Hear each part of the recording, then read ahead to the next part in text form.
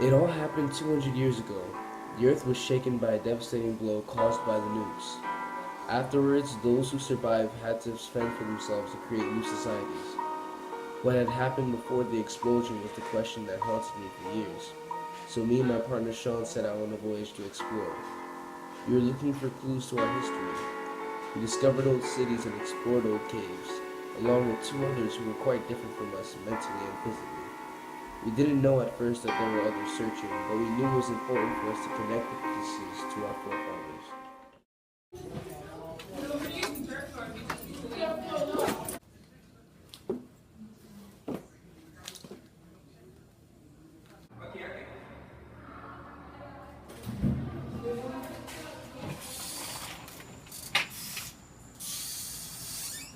Look, I didn't know other people here.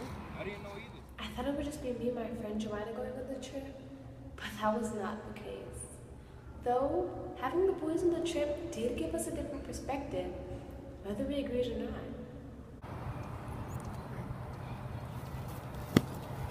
Whoa, what should we be doing? We came here first. Don't worry, guys. We can all look at it together. I opened the book. I was horrified. How could people be so cruel? How could anyone go to sleep knowing that they treated another human being like an object? Wow, that was amazing. I know, right? Well, except for that part where Abraham Lincoln released all the slaves. What a jerk. What are you talking about? Abraham Lincoln's rule was the best part in the whole war. If it weren't for him, we still have slavery right now. What's wrong with that? Exactly. Free labor, economic power, riches and riches. Other than thinking about your own greed, tell me one good reason why you should be against aid. Come on. Abraham Lincoln took away the one thing that built this nation. Free labor. What would have become of the U.S. if we paid slaves? We wouldn't hold the economic power. And guess which side holds that economic power?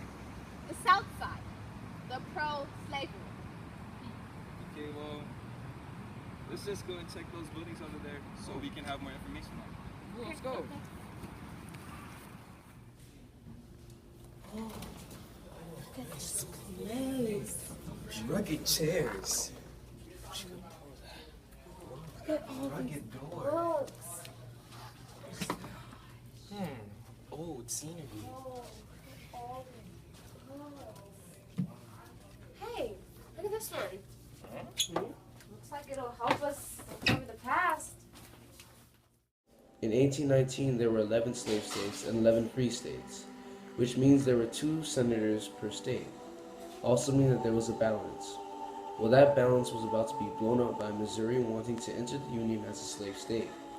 The problem caused an uproar in Congress, so they issued the Missouri Compromise in 1820.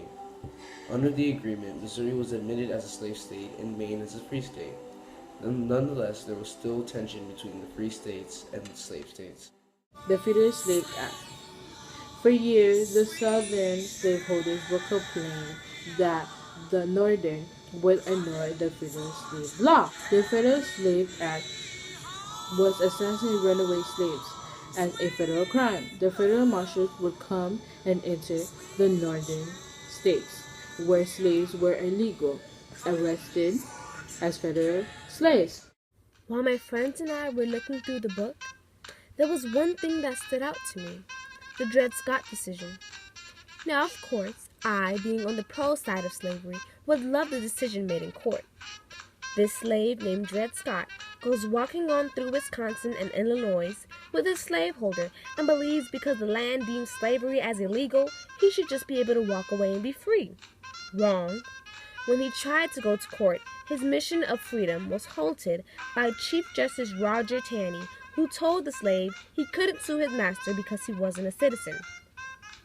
Now, if Scott was allowed to take his situation to court, and the master of Scott was in fact sued, all blacks living in the North would automatically think they were citizens. If they were citizens, then they would all have to be treated equally, meaning all jobs would be open to all races, same wages, and fair equal punishment.